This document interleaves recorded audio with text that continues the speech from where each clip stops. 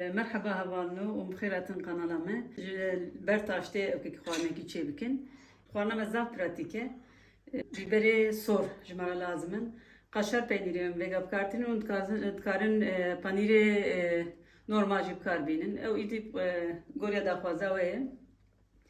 min bîberê sora tirşîna hazir kirî lê hûn dikarin eger ji havînê ve biraş dibe we helanî be ya da vêga jî dikarin biraş jî çê bikin ez ê vînekê çê bikim kam vêga ocaxa xwe vekin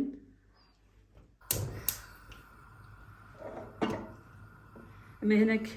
rûn têxine binê tavê dîsa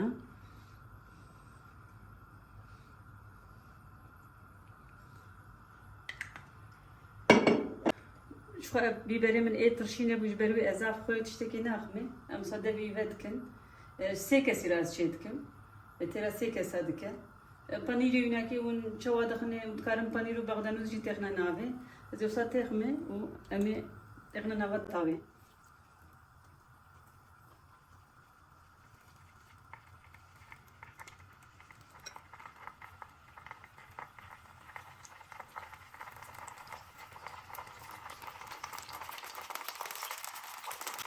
ez ê hinek cartirî li ser bikim zav xweş çê dibe hinek jî bîber a reş eger hûn bi xwe hez bikin hûn dikarin xwe jî hinekî li ser bikin wan em ê vêga biqelbînin em tenê dixwazin bila zav zêde jî naqelînin em vê em dixwazin panîrê nava hinekê bihele fakat di sê deqa jî em ê vî alî ve biqelînin û vî alî jî ez dixwazim dîsa hinek bîbera reş û hinek cartirî vî alî jî bikim hûn dikarin biharatê wînekê goriya xwe biguherînin jî ew jî goriya dilê we ye em vî alî jî biqelînin bes e panîrê me weka ku bihele li ber helandinê ve qelandina wî ji me re bes e yani îdî vêga panîrê me dihele baş têda belî dibe em ê weka deqeyek bi dûyê binê wî bigirin bes e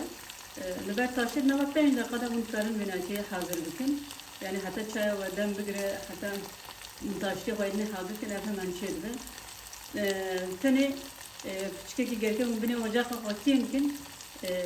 dema diqele zav rûn diçe her derî piçikekî derdora me ocaxa me qirê jî dike xwarina me aniha hazir e vêga dixwaz kirin em test jî bikin pir xweş e yanî panîrê yî têda heliya ye delal delal jê jî dibe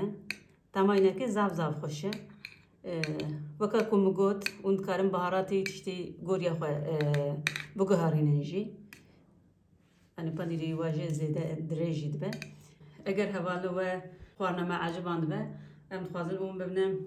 aboneyê qenala me û li Instagramê jî me bişopînin navê qenala me Kevanî Êlih e û lînka me jî di binê de ye em ji we hemûya re spas dikin û saetên weşîcan ve ji vêga weş